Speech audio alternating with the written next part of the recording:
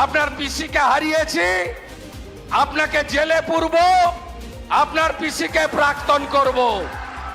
আরজিকর কাণ্ড, অনুপ্রবেশ কিংবা মমতা সরকারের অনিয়ম দুর্নীতি ইস্যু পেলে তৃণমূল কংগ্রেসকে কাঠগড়ায় দাঁড় করাতে কার্পণ্য করেন না পশ্চিমবঙ্গ রাজ্য বিজেপির অন্যতম কাণ্ডারি শুভেন্দু অধিকারী।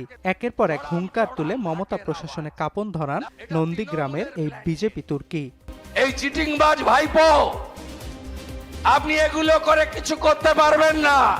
নন্দীগ্রামের ভূমিপুত্র শুভেন্দুর রাজনীতিতে হাতেখড়ি ১৯৮০-র দশকে কাথির প্রভাত কুমার কলেজে কংগ্রেসের ছাত্র সংগঠন ছাত্র পরিষদের হাত ধরে রাজনৈতিক জীবন শুরু করেন। এরপর ১৯৯৫ সালে কাথি পুরসভা নির্বাচনে কংগ্রেসের টিকিটে কাউন্সিলর নির্বাচিত হন। তবে কংগ্রেসে খুব বেশি দিন থিতু হতে পারেনি শুভেন্দু। ১৯৯৮ সালে দল পরিবর্তন করে মমতা বন্দ্যোপাধ্যায়ের রাজনৈতিক দল তৃণমূল কংগ্রেসে যোগ দেন তিনি। ২০০৬ সালে জোড়াফুলের টিকিটে কাথি দক্ষিণ থেকে বিধায়ক নির্বাচিত হন শুভেন্দু। এরপর শুভেন্দুর রাজনৈতিক জীবনে টার্নিং পয়েন্ট আসে ২০০৭ সালের নন্দীগ্রাম আন্দোলনকে কেন্দ্র করে। সে সময় ১০,০০০ কৃষি জমি অধিগ্রহণ করে ইন্দোনেশিয়ার একটি কোম্পানিকে রাসায়নিক কেন্দ্র নির্মাণের অনুমোদন দেয় তৎকালীন বাম সরকার। এতে ফুঁসে ওঠে পূর্ব মেদিনীপুর। কৃষকদের সঙ্গে নিয়ে মমতার শুরু করা আন্দোলনের সেনাপতি ছিলেন শুভেন্দু অধিকারী। এ সময় ভূমি উচ্ছেদ প্রতিরোধ কমিটির নেতৃত্ব দেন তিনি। সাহসিকতার পুরস্কারও খুব তাড়াতাড়ি পেয়ে যান শুভেন্দু। ২০০৮ সালে মদন মিত্রকে সরিয়ে যুব তৃণমূলের সভাপতি হিসেবে শুভেন্দুকে বেছে নেন মমতা। এরপর ২০০৯ সালে তমলুকে হেভিওয়েট প্রার্থী লক্ষণ শেঠকে হারিয়ে প্রথমবারের মতো সাংসদ নির্বাচিত হন শুভেন্দু। ২০১৪ সালেও আসনটি থেকে ফের এমপি নির্বাচিত হন তিনি। তবে সে বছর যুব তৃণমূলের সভাপতি পদ থেকে শুভেন্দুকে সরিয়ে সৌমিত্র খাঁকে বেছে নেন মমতা। শুরু হয় মন কষাকষি। এরপর দ্বন্দ্ব তুঙ্গে ওঠে মমতা বন্দ্যোপাধ্যায়ের ভাইপো অভিষেক রাজনীতিতে নাম লেখালে। যুবা নামে একটি সংগঠন গড়ে তোলেন অভিষেক। এ সময় দলের শীর্ষ নেতৃত্বের প্রতি ক্ষোভ ঝাড়েন শুভেন্দু।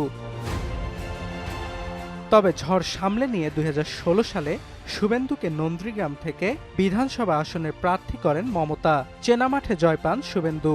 দেয়া হয় পরিবহন মন্ত্রীর দায়িত্ব। তবে সম্পর্কের চূড়ান্ত অবনতি ঘটে ২০১৯-এর লোকসভা নির্বাচনের পর। সে সময় পশ্চিম মেদিনীপুর জেলায় তৃণমূল ভালো ফল না করায় পর্যবেক্ষকের পদ থেকে শুভেন্দুকে সরিয়ে দেয় মমতা। এক পর্যায়ে দলীয় পর্যবেক্ষকের পদও তুলে নেন মমতা। সে সময় একাধিক জেলার দায়িত্বে ছিলেন শুভেন্দু। দলের সঙ্গে বাড়তে থাকে দূরত্ব।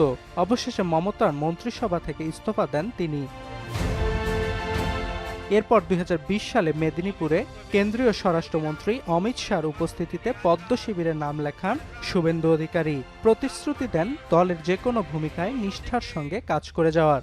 আমি ছাত্র রাজনীতি থেকে উঠে এই জায়গায় এসেছি। ২০২১ সালে নন্দীগ্রাম থেকে মমতাকে হারিয়ে বিজেপির আস্থাভাজন হিসেবে সমাদৃত হন শুভেন্দু। তার কাঁধে রাজ্যের বিরোধী দলীয় নেতার দায়িত্ব তুলে দেন মোদি। এরপর থেকে পদ্ম শিবিরের পক্ষে জনমত যাচাই মাঠঘাট চষে বেড়ান শুভেন্দু। শুভেন্দুর বাবা শিশির অধিকারীও ছিলেন তৃণমূলের বর্ষিয়ান নেতা। জোড়াফুলের টিকিটে ৩বার এমপি নির্বাচিত হন তিনি। ছিলেন পূর্ব মেদিনীপুর জেলা তৃণমূলের সভাপতিও। কিন্তু ছেলের বিজেপিতে যোগদানের পর মমতা সরকারের প্রতি বিরাগভাজন শিশির অধিকারী। অনেক চাচারা, অনেক ভাইরা, মুসলিম রাষ্ট্রবাদীরাও সংখ্যায় কম হলেও এসেছে। অর্ণব প্রসাদ, এখন বিশ্ব।